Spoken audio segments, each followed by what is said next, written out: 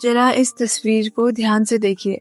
Frame में दो लोग हैं, एक भाई और एक बहन। दोनों मुस्कुरा रहे हैं, जैसे जिंदगी में सब कुछ बिल्कुल सही चल रहा हो। उनकी आंखों में भरोसा है, अपनापन है और शायद वही रिश्ता जो बचपन से लेकर बड़े होने तक एक दूसरे के साथ निभाया जाता है। सोशल मीडिया पर हमें अक्सर ऐसे पल दिखाई देते हैं, खुशहाल परिवार, हंसते हुए चेहरे और एक परफेक्ट रिश्ता। लेकिन अगर मैं आपसे पूछूं कि क्या आप इस तस्वीर को देखकर अंदाजा लगा सकते हैं कि यही भाई कुछ दिनों बाद अपनी जुड़वा बहन का कातिल बनने वाला है, वो भी इतनी बेरहमी से कि 12 की गिनती सुनकर किसी के भी रोंगटे खड़े हो जाएं। और सबसे डरावनी बात, उसने अपनी बहन की हत्या करने के बाद उसके शव को कंबल में लपेटकर घर के एक कोने में रख दिया, जैसे कि कुछ हुआ ही ना हो। फिर वो अपनी माँ को फोन लगाता है और कहता है कि मम्मी जल्दी घर आ जाइए, आपके लिए एक सरप्राइज है। एक माँ जो खुशी खुशी घर लौटती है, लेकिन घर पहुँचते ही जो सच उसके सामने आता है वो किसी भी इंसान की आत्मा तक हिला देने के लिए काफी है। तो आखिर उस घर में ऐसा क्या हुआ था? कैसे एक जुड़वा भाई अपनी ही बहन का दुश्मन बन गया और क्यों इस केस ने पूरे इलाके को सन्न कर दिया? आज हम इसी खौफनाक कहानी को अच्छे से समझेंगे। So hey everyone, this is Bhumi and today we are talking about a horrific case where a twin brother killed his own sister. और हाँ, अगर आपको ये वीडियो पसंद आती है और आपको लगता है कि मैं थोड़ा बहुत सपोर्ट डिजर्व करती हूँ तो प्लीज वीडियो को लाइक करना और चैनल को भी सब्सक्राइब कर देना, ताकि मैं आगे जितने भी वीडियोस बनाऊं वो आप तक पहुंच पाए। तो चलो वीडियो स्टार्ट करते हैं। उत्तर प्रदेश का शहर मुरादाबाद और यहीं के बुद्धि विहार इलाके में रहता था एक छोटा सा परिवार, मल्होत्रा परिवार। इस फैमिली में 3 लोग थे, माँ नीलमी मल्होत्रा और उनके 2 जुड़वा बच्चे, हार्दिक मल्होत्रा और हिमशिखा मल्होत्रा। कई साल पहले ही इनके पिता इन्हें छोड़कर चले गए थे, जिसके बाद घर की सारी जिम्मेदारी नीलमी मल्होत्रा के कंधे में आ गई।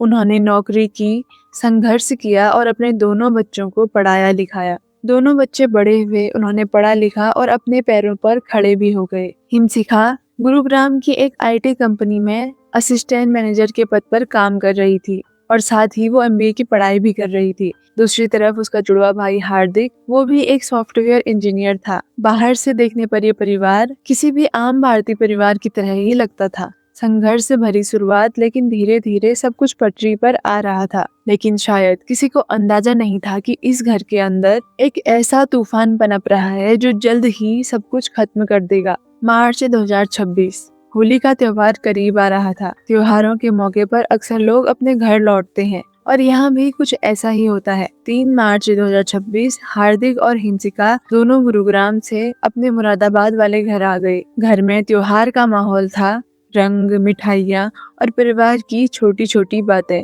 सब कुछ बिल्कुल सामान्य ही लग रहा था। उनकी माँ बहुत ज्यादा खुश थी कि दोनों बच्चे घर आए हैं, लेकिन कभी कभी सबसे बड़ी त्रासदी उसी घर के अंदर जन्म ले लेती है जहाँ बाहर से सब कुछ सामान्य दिखाई देता है। करीब 1.5 साल पहले हार्दिक एक बड़ा फैसला लेता है। वो अपनी नौकरी छोड़ देता है। उसका कहना था कि कॉर्पोरेट की 9 से 6 वाली जिंदगी उसे बिल्कुल भी पसंद नहीं है। वो यूट्यूब पर कंटेंट बनाना चाहता है और वो अपने घर वालों से कहता है कि उसे यूट्यूब पर कंटेंट बनाना है। शुरुआत में ये फैसला घर वालों को थोड़ा अजीब लगा, लेकिन जो उसकी बहन हिमशिखा थी वो भी अपने भाई का पूरा सपोर्ट कर रही थी और घर वालों को भी उसके लिए मनाती है। और तो और वो फाइनेंशियली भी उसकी बहुत ज्यादा हेल्प करती, क्योंकि उसे लगता था कि अगर भाई का सपना है तो उसे उसको पूरा करने का मौका मिलना ही चाहिए। लेकिन जिंदगी यहाँ पर एक ऐसा मोड़ लेती है जिस दौरान हार्दिक की मुलाकात इंस्टाग्राम पर पुणे की रहने वाली एक लड़की से हुई और धीरे धीरे ये बातचीत एक रिश्ते में बदल गई। और हैरानी की बात तो ये थी कि वो दोनों कभी भी आमने सामने नहीं मिले थे, फिर भी हार्दिक उस लड़की को अपनी जिंदगी का सबसे अहम हिस्सा मानने लगा। जब हार्दिक अपने घर पर इस रिश्ते के बारे में बताता है तो उसकी माँ और उसकी बहन दोनों चिंता जताने लगती हैं और कारण कई थे, अलग शहर, अलग धर्म और सबसे बड़ी बात, दोनों कभी मिले भी नहीं थे। वो लड़की इस्लाम धर्म से बिलोंग करती थी, जिस वजह से उसकी माँ इतना खुश नहीं थी। हिमशिखा भी अक्सर अपने भाई को समझाती थी, तुम पहले अपने करियर पर ध्यान दो, जिंदगी के फैसले हमेशा सोच समझ कर लेने चाहिए। लेकिन हार्दिक को ये बातें अब सलाह नहीं लगती थी। उसको लगता था कि उसकी बहन उसकी निजी जिंदगी पर दखल अंदाजी कर रही है। और उसके बाद करीब 7 महीने पहले उसका उस लड़की से ब्रेकअप हो गया और यहीं से उसकी मानसिक स्थिति बदलने लगी। वो हमेशा चिड़चिड़ा रहने लगा और उसे गुस्सा भी बहुत जल्दी आ जाता था।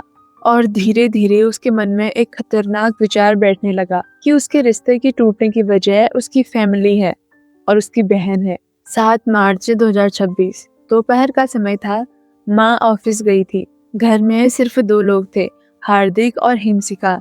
शुरुआत में सब सामान्य था, लेकिन दोपहर करीब 1 बजे दोनों के बीच किसी बात को लेकर बहस छिड़ने लगी। शायद करियर को लेकर या तो फिर उसके भविष्य को लेकर। शुरुआत में आवाज धीमी थी, लेकिन धीरे धीरे बहस तेज होने लगी। गुस्सा बढ़ने लगा और फिर हार्दिक अचानक किचन की तरफ चला गया। वहाँ पर रखा था किचन का एक बड़ा सा चाकू। शायद उस पल हिमशिका को जरा भी अंदाजा नहीं था कि अगले ही कुछ सेकंड्स में क्या होने वाला है, लेकिन गुस्से ने अब सारी सीमाएं पार कर दी थी। अचानक हार्दिक ने चाकू से अपनी बहन पर ही वार कर दिया।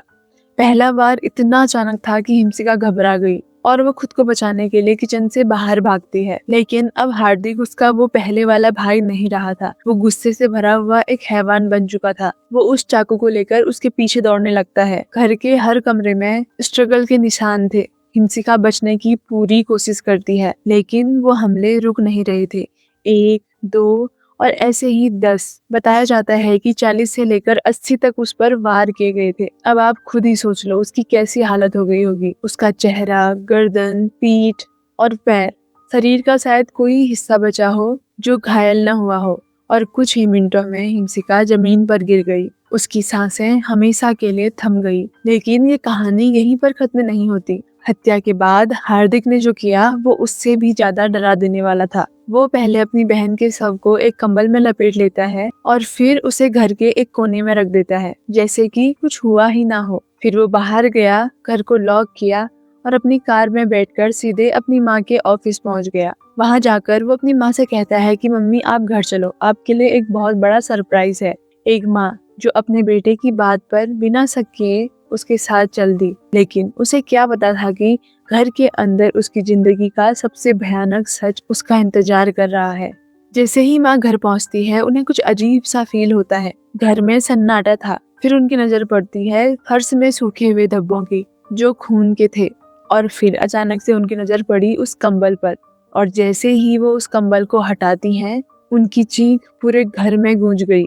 वो उनकी बेटी थी, लेकिन अब वो हमेशा के लिए खामोश हो चुकी थी। लेकिन तभी हार्दिक फिर से गुस्सा होने लगता है और वो अपनी माँ पर भी हमला करने लगता है। माँ गंभीर रूप से घायल होकर नीचे गिर गई, लेकिन इस बार उनकी चीख बाहर मोहल्ले वालों तक पहुंच गई थी। चीख सुनकर पड़ोसी जल्दी से घर की तरफ दौड़े। किसी ने एम्बुलेंस को फोन किया तो किसी ने पुलिस को। ये देखकर हार्दिक समझ गया कि अब यहाँ रुकना खतरनाक है। वो तुरंत ही अपनी कार में बैठा और वहाँ से भाग जाता है। कुछ ही देर में पुलिस वहाँ पर मौके पर ही पहुँच गई। फॉरेंसिक टीम बुलाई गई। पूरे घर को घेर लिया गया। जांच में साफ था कि घर के कई हिस्सों में संघर्ष हुआ था। फर्श, दीवारें और कमरे इस हिंसक घटना की गवाही दे रहे थे। अब पुलिस के सामने सबसे बड़ा सवाल था कि हार्दिक कहाँ गया। तो जल्दी से सीसीटीवी की जांच शुरू कर देते हैं। कुछ घंटों बाद एक बड़ा सा सुराग मिला। हार्दिक की कार जो अमरोहा के जोया टोल प्लाजा से गुजरती दिखाई दी। फिर वो गढ़मुक्तेश्वर टोल से भी निकला। मतलब साफ था कि वो लगातार भाग रहा था। पुलिस कई जिलों में अलर्ट जारी करवा देती है और उसकी लोकेशन ट्रैक होना शुरू हो जाती है। और आखिरकार 24 घंटे के अंदर ही बंदायूं में घेराबंदी करके हार्दिक को गिरफ्तार कर लिया जाता है। गिरफ्तारी के बाद पूछताछ शुरू की गई और तब सामने आती है इस कहानी की असली वजह। हार्दिक कहता है उसे लगता था कि उसकी माँ और उसकी बहन ने ही उसका रिश्ता तोड़वाया है। ब्रेकअप के बाद वो बहुत ज्यादा परेशान और गुस्से में रहने लगा और उसे लगता था कि उसकी खुशियों के रास्ते में सबसे बड़ी रुकावट उसकी बहन ही है। लेकिन यही सोच धीरे धीरे नफरत में बदल गई। आज हार्दिक जेल की सलाखों के पीछे है। उसकी बहन इस दुनिया में नहीं रही और उसकी माँ अस्पताल में जिंदगी की सबसे कठिन लड़ाई लड़ रही है। लेकिन ये केस बहुत बड़ा सवाल छोड़ जाता है। क्या गुस्सा, गलतफहमियां और टूटे हुए रिश्ते किसी इंसान को इतना बदल सकते हैं कि वो अपने परिवार को ही खत्म कर दे? क्योंकि कभी कभी सबसे खतरनाक दुश्मन कोई अजनबी नहीं, बल्कि वही इंसान होता है जिस पर हम सबसे ज्यादा भरोसा करते हैं। तो आज की वीडियो हम यहीं पर खत्म करते हैं। अगर आपको वीडियो पसंद आई तो वीडियो को लाइक करना और चैनल को भी सब्सक्राइब कर देना। और अगर आपके नज़रों में कोई केस है जिसे आप चाहते हैं कि मैं कवर करूं तो प्लीज़ कमेंट कर देना।